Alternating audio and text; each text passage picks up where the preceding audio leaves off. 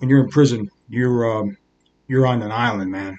You're just on an island unto yourself, surrounded by forces that are out of your control, invading that island. There's fights popping off so much, the cops stopped writing tickets. I mean, it was so violent. It was constantly violent. I remember the skin coming off his face and him just screaming. And he was clean shaven and he had a bald head, and it just melted his face. And who do you talk to about that? Who do you explain? Where does that come from? And, I tell my mom, hey, this is what I just saw today. And, how was your day gardening?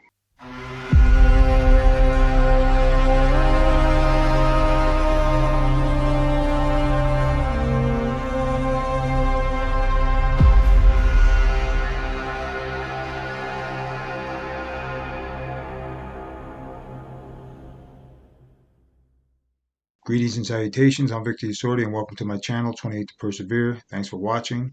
And for all y'all that have supported me since day one, I just want to give you all a shout out of love and appreciation. This endeavor has been something that I was really contemplating whether or not to do it. And by the results from all the reactions that I've gotten, from the comments to the extent of those who have subscribed and have pressed the like button, I can see that this has also resonated with a lot of people. And for that, I am truly grateful and gracious and humbled by the reaction that I have received thus far. Thank you very much. And as we go forward on this journey, I just want to show and reach out to you and express my utter appreciation and the complete and utter faith in what we are doing here today and what we will continue to do as we reach out to one another, touch base, and grow mentally, emotionally, physically, spiritually. We grow each and every day. And in me personally on this journey that I'm on, I sometimes sit back in awe. Cannot believe that I'm in this position right now, and I'm grateful for it. And I hope that that resonates also with all of you, and you can feel the power in my energy as I express it forth to touch base with all of you. On today's video, which is completely 100% dedicated to all of you, my family, my kith, my kin, to everyone that has supported me. You are family to me, whether or not we've ever physically met. I still reach out, and I'm grateful to have your support and your understanding on my endeavor thus far. And I just, thank the gods each day that you're all part of my life moving forward, and you have been there since day one. So this video will be about family, which I also include all my kith and kin extensively, has been right there by my side. I've been blessed with having that type of support since the beginning. When I was that 19-year-old kid, lost and confused, my family was there. They supported me throughout my journey in the county jail. They were there with me during the trials, during the conviction and the sentencing. And when I finally was sent upstate to the prison system, my family was there. My extensive friends reached out through county visits when I was in the jail, through my time in the perception center. My wife to be was over there since day one, as she knows, and I know that her friendship has been something that is invaluable to me and has always been that way, and it continues to be that way. My children, who were born later on in my bid, they have been my bedrock in everything I do, my motivation, and my extensive family, intermediate and immediate, has been unbelievably supportive and understanding and loving, and that love and support has kept me sane, and that has truly been the foundation that I continue to rely on. That has never ever crumbled or cracked throughout all the hardships and sorrow that we've endured. Family that is with you when you do your time, they may not be physically there with you, but their hardships, a lot of which goes completely unheard by the grander public. There isn't much supportive groups that go out there and speak for what the family suffer. My family personally endured horrendous suffering. I lost a lot of loved ones throughout the 20 years of my incarceration, a lot of family and friends that died for various reasons. And I think of my grandparents in particular. They died of heartache. Literally, I truly believe that their hearts were broken for what happened to me. I was their shining light in their eyes, and it was truly heart-wrenching for them to endure what I went through. And then they also saw that their child went through what they went through. So my mother. So it's a horrific thing. My father endured horrifically. My extensive family. My stepmother, who I consider my mother, who's also suffered immensely, and my brothers and sisters included. And it goes on and on. I mean, the suffering is far beyond the wall. Personally, a lot of prisoners selfishly endure what they endure in the sense that they think of their own well-being, which rightfully so to a large extent to survive. But realizing the extent of suffering that your family and friends are also enduring, seeing you in the state that you're in, and being helpless to actually alleviate any of that suffering is something that is heart wrenching to them. And I just really want to express myself in this regards to them, to everyone that has endured with me, and the love I have for y'all. It's profound. It's profound, and it has a profound effect on me even to this day and age that I live in now. Knowing what we endured together. This journey was filled with trials and tribulations and pitfalls and disappointments and tragedy upon tragedy. And I lost a lot of loved ones, as I just stated previously. Right before I was to be released, my brother was killed tragically in a car accident. That still lingers in my mind, horrifically so. How much I miss him. I wish he was here to experience this with me. It's an emotional topic. It's really hard to talk about at times, but something that I am comfortable doing because of my love and respect that I have for everyone that has supported me and have always been there for me. And whatever I can do or whatever I can say to express my love and support for them, I will do so. But prison, when you're in there and you're going through what you're going through, it's hard to sometimes remember that there's an extension of yourself out there through your lineage, and your friends you had prior to coming to prison, a lot of which might have given up on you or might have just thought something of you that wasn't true or is true in their mind, and they're no longer there. But for me personally, a lot of my friends remain so. Even while incarcerated, a lot of that I've lost touch with throughout the years. I chose to because early in my incarceration, I was consumed with survival. I was consumed with the elements and understanding how to move in there. And I couldn't concern myself with like reaching out and touching base with just letter writing. I had to disassociate myself with the world beyond the wall to a large extent. I had to forget how, how I lived and who I was, because I could no longer associate and relate to that 19-year-old kid, the kid that lived in his world unto his world. I mean, Vic's world. I mean, I just loved to party and have a good time, and there was no more partying to be had.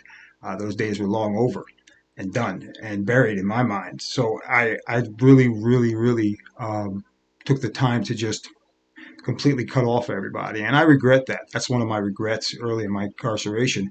Now, in hindsight, when I think about it, amazingly, there's a friend of mine that continued to hold strong to me and my family. And though I didn't speak to him for almost 30 years, he still was my support. He was a rock there to my family, and he was always there for us, supportively.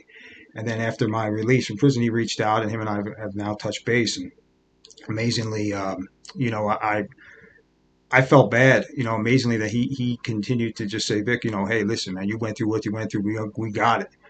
But they never lost faith in us and trust, and that I truly appreciate. He knows who he is, and I reach out to him and with a big old bear hug of appreciation. But when you're in prison, you're on an island, man. You're just on an island unto yourself, surrounded by forces that are out of your control, invading that island. You're in a whirlwind, really, of horrific nature, and it's powerful forces that you can't control, that you need to focus on. And your family is out there wondering how you're doing, what you're going through. And my family in particular, they went through it, man. They went through it. I mean, they saw the trials and the tribulations, and then they went through the physical trials of when I was obviously put on trial for my life, and they were there. They were there. They went through that. And then while I was incarcerated, the mental anguish took its toll on a lot of my loved ones. That's a lot of it is not even spoken of to this day, and I'm acknowledging it. I've always acknowledged it. I never think otherwise. But they went through it. My sisters and brother, they suffered immensely as it. And every day we see each other, we smile, we embrace when we can. But it's never there, gone forever. It's always in the back of our mind. Suffering leaves a residual effect on you, and it affects you uh, introspectively in a way that it's hard for people to identify with or categorize it and say, okay, this is where it is. Because a lot of it you can't. There's no blueprint. I mean, there was no directions on how to survive prison and for everybody to deal with the suffering that they went through. And my family really suffered. And for that, I became very bitter early in my bid. I knew they were going through it. My mother would come on visits and just cry profusely. Each and every time. There were times I seen her 2, 3 times a week. Back in those days, you could have those type of visits 2, 3, 4 times a week in the Auburn Correctional Facility. And my mother would always come. She was a stalwart. She never missed the opportunity to come see her son and spend precious time with me. And unfortunately, the vast majority of the time, she would cry, not just because of the state I was in physically, but my mental state. She saw I was losing touch of myself, especially in my early 20s. I'm not the composed individual I am today. Back then, I was a wild child in the sense I was all over the place mentally. I was engaging in the world around me and turning into the monster that I was afraid I was going to be to survive the elements. You had to think like the monster. I didn't go out looking for trouble. Obviously, I wasn't violent prone and wanted to hurt people, but I had the thoughts of doing so every day because of the violence unfolding around me and directed at me, either on a physical level or a mental level. You were being tortured every day. I mean, prison's torture. Anyone says otherwise, never done prison life. There's a large difference between doing county time and going upstate, and the mentality is different. And a lot of people, it's very hard to adapt to that mentality. My frame of mind was just consumed with survival, and being that survival was survival of the fittest, I had to think almost predatorily on how I was going to survive each day. And I started to become very bitter because of all the suffering that my family was enduring, and I would witness it. And I would get the letters and from various friends and family, and their heartache was palpable through the letters that I would read. And obviously, the visits I would have, friends would periodically show up, and I could just look in their eyes and see the sorrow and pain that they felt for me and for my extended family. But it angered me. A lot of people associate sadness with various factors, and they interpret it accordingly. And for me, it was transformed into a bitter, contemptful hatred. I was fueled by that hate for many years. Everything I did, I was forced to focus my attention on whatever tactical survival mode I wanted to be in at that particular time. When I would hit the iron, I would think about the hardships and the individuals that directly influenced the final results of the trial and the incident that night, my reaction to it. And I would be angry. I would just fuel rage, and I had this festering rage inside me, and it would come out at times, either through the weights, which is very productive and constructive, but I was also in physical altercations periodically. If somebody would try me, I would throw down quickly, just to show them that first and foremost I wasn't afraid to fight, nor was I really afraid to die. I was willing to, willfully, because I, at that stage, especially in my early 20s, I was so filled with anger that the only way I could really associate with the life I had was to feed into that anger. It was a beast that fueled me. And unfortunately, when you're early in your incarceration, as I was, from where I stood at that point, I wanted to make a presence for myself felt. I wasn't walking around like big tough guy or anything like that by any stretch, but I tried to be as quiet and calm and cool and collected as I could be. But in the same token, I wasn't going to back down from a fight or a challenge because I knew I had to survive, and I didn't know what the next man, who he was affiliated with, or what type of weapons he had on him. So you had to react and react fast. There was the honor among thieves, as they say. You can't just wait for the next man to make a move, and okay, cool. You just you'll see if he's going to hook off on you. No, that he may hook off with a shank and hit you in the neck, and that'll be game over. And I was still, even though I didn't have no fear of death, I still wanted to live, and I still had that lust for life inside me. And it would come out when I would listen to my music or when I was around my family and appreciate their lives.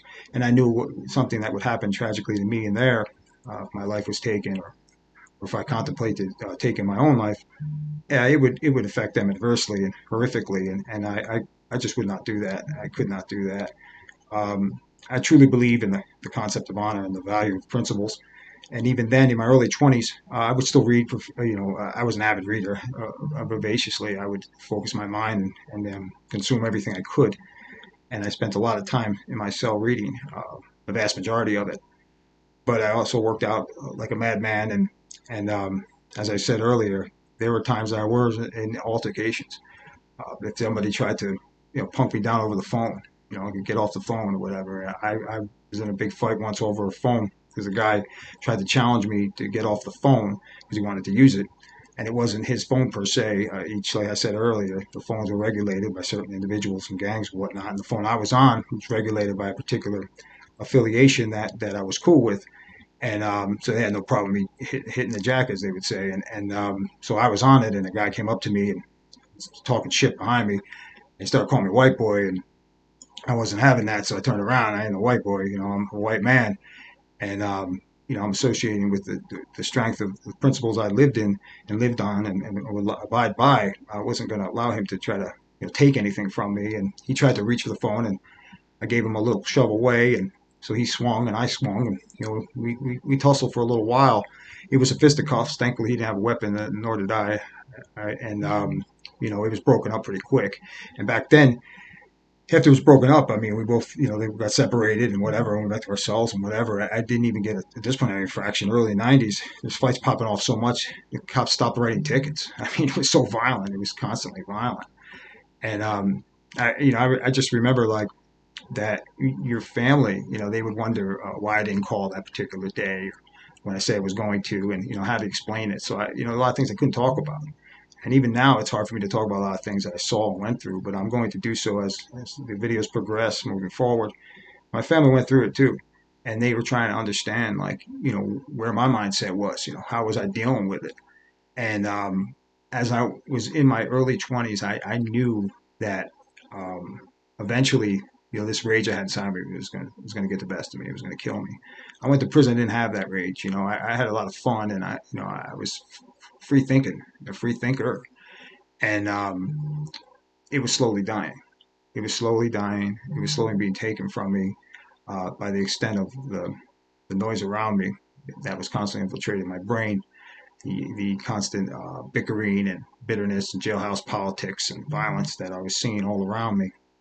Each day, there was a stretch that you would see somebody getting cut or stabbed up. Or another thing that was real big in the '90s was hot oil. Hot oil can be cooked in the metal hot pots that they gave you, well, not gave you, but you had to buy it in the commissary in the Auburn Correctional Facility. And guys would boil Crisco oil.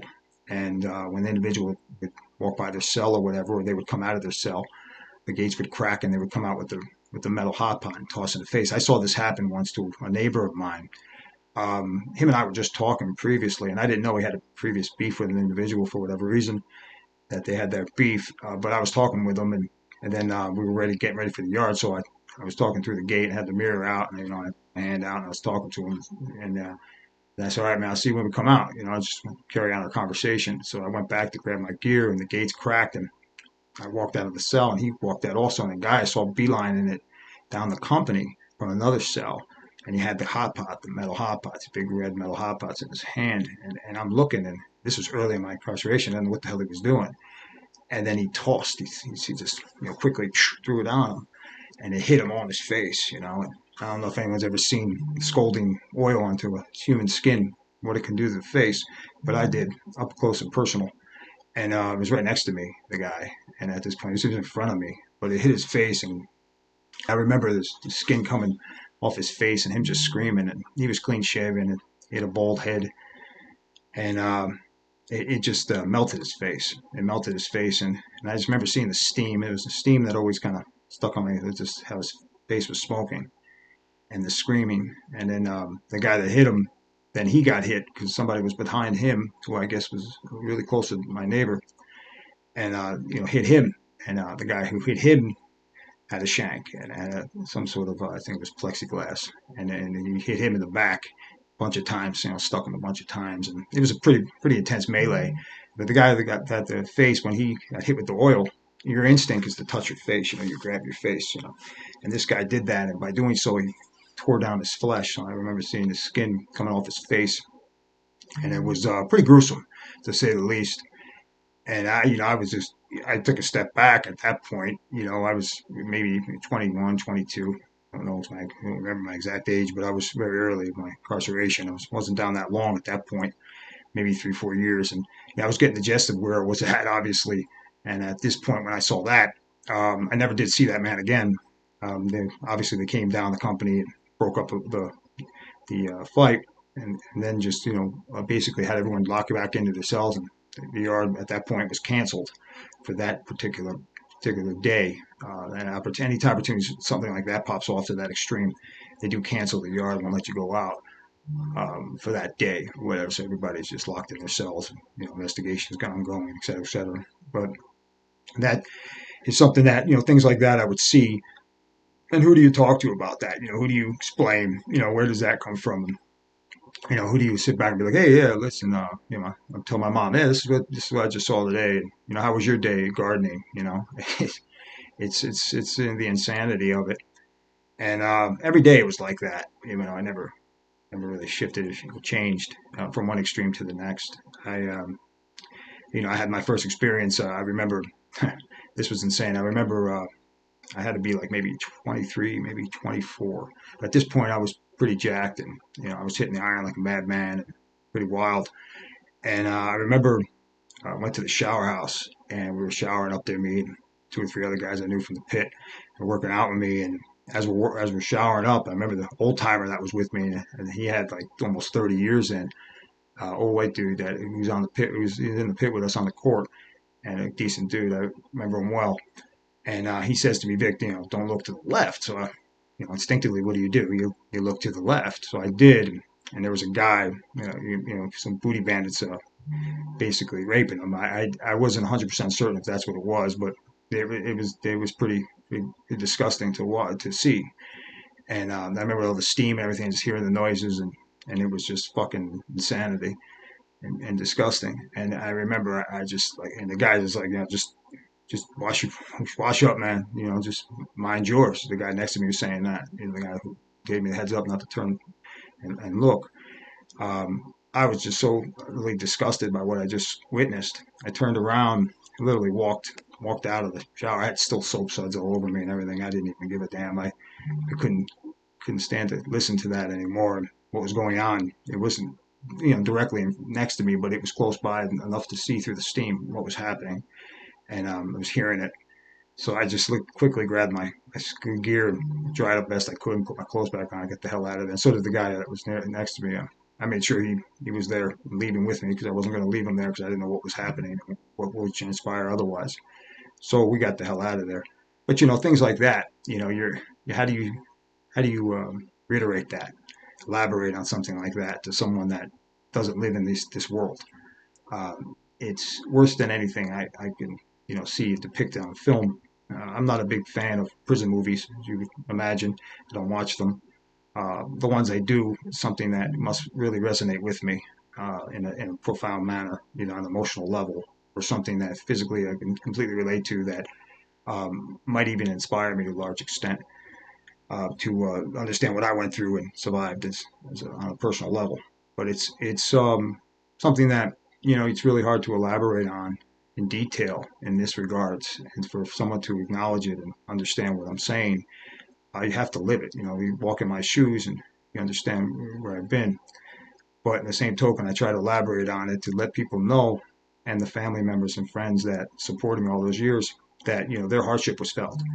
And it was hard for me to talk about a lot of things. A lot of times I'd have visits, and my mother would ask me a million questions and a million times, or my father, stepmother, brothers or sisters, family and friends, extensively would ask me, what's up, man? Are you all right? Because I would be very, very closed off, and I would be quiet. I wouldn't talk much about my experiences and what I went through because it was hard. It's still hard to talk about things, but I didn't want to make them worry even more so than what they were worrying. So I was like, oh, I'm good. Sometimes I would come on the visits and my knuckles would be bleeding, or I might have a scrape here and there, and an abrasion of some kind, and they would know. I would just say, yeah, I got it in the weight pit. I dropped the weight on my hand or scraped it on the metal or whatever, and it really wasn't that. Maybe it was a violent altercation I was in, something of that nature. And as the years progressed, I was involved in various riots also. One in particular, which was pretty insane. took place over the phones. The white guys' phones were trying to be taken by a gang affiliation. And they were pretty deep, and they tried to take the white guys' phones. And we caught wind of this, and it happened while I wasn't actually out to the yard at that particular time. Where the first person was approached with the phones trying to be jacked and taken. And I caught wind of it, and at this point, it was probably my mid 20s, maybe early 30s. Obviously, wasn't going to let that happen. So I came out to the yard that day, and I had a weapon. You know, I had a weapon on me. It was in my leg. I had it strapped to my leg. There was guys that had vests on. Vests meaning that they were actually books sewed into the. They have a vest similar to something like this, let's say, and obviously it wouldn't be leather vest, but it would be something similar to this, and they'd have books sewed inside it to stop the knife from penetrating vital organs. I didn't ever had one of those, never wore one of those or made one, but a lot of guys did. And I remember going out there with the weapon and standing basically on one side of the yard, and then the other side of the yard was all the various gangs. Everybody just looking at everybody. The tension was pretty off the chains. And I just remember it was like at the drop of a hat, something happened. Somebody did something or said something. I don't remember exactly, but it popped off pretty insanely, and everybody ran at each other. And it's just you're fighting whoever. You're swinging like a man. I didn't have my weapon out at that point. I was fighting with my hands, and but I remember watching this fight unfold over the phones, and it was just fucking wild, man. I mean, people were pulling out weapons and hitting people, and it was maybe 20, 30, 40 people really fighting it out. And I remember looking over at him, a buddy of mine who pretty close to, he picked up a big metal can. The can was basically a trash can. I still remember this, and I remember him picking this thing up over his head. He was a big guy, and he just threw it at somebody. I mean, this thing was heavy. This was a big metal cylinder, like an old trash cylinder, and threw it at him and hit a guy. And then I saw the guys hiding under tables, trying not to engage. And I continued to fight and hit people, punching. I got hit a bunch of times. Thankfully, never got stabbed or anything of that nature. But it went on for a good minute. I mean, it went on for a little while. Who knows how long until you heard the shots fire and into the yard, and hitting the yard, and dust settling, and everybody's hit the ground at this point because you're going to get shot if you don't. I remember just sitting there and thinking to myself, man, uh, I get hit, or who got shot, or what's happening. And the amazing thing was they would then come around and they would pick guys up off the grounds and escort you out. The most 90% of guys would go right to the box, but a lot of times they couldn't see. There was no cameras in the yard back then. There was no video cameras to record what was happening on a constant loop like there is now. And a lot of guys got away with it, myself included. I thankfully never went to the box or anything of that nature. Um, I was just placed into the cell because they didn't know if I was involved or not. Um, a lot of people literally got away with that riot. It's crazy that it is. As I said, I never pulled a weapon or anything like that before, and I discarded it out of my leg area before the shots were fired. I actually tossed to the side, thankfully so, or most likely would have never got out of prison.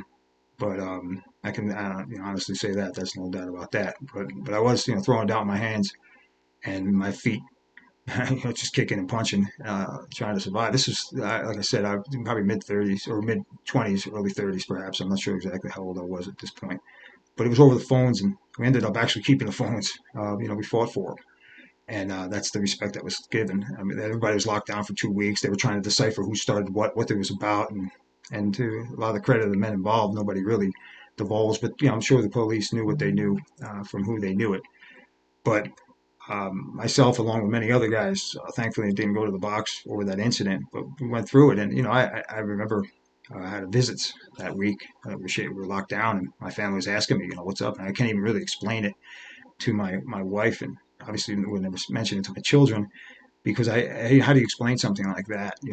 That you just bore witness to and was engaged in, and how can they rationalize that with a civilian, who thinks like a civilian would, which there's nothing wrong with it. That's the norm of society. I mean, the savagery of prison is foreign and an alien concept, which it should be. But things like that happen all the time, and it's hard to really get your family to understand it and to understand where you're coming from. If I spoke on it, they would most likely think, that I completely lost it and my ability to hold on to my humanity, which wasn't the case.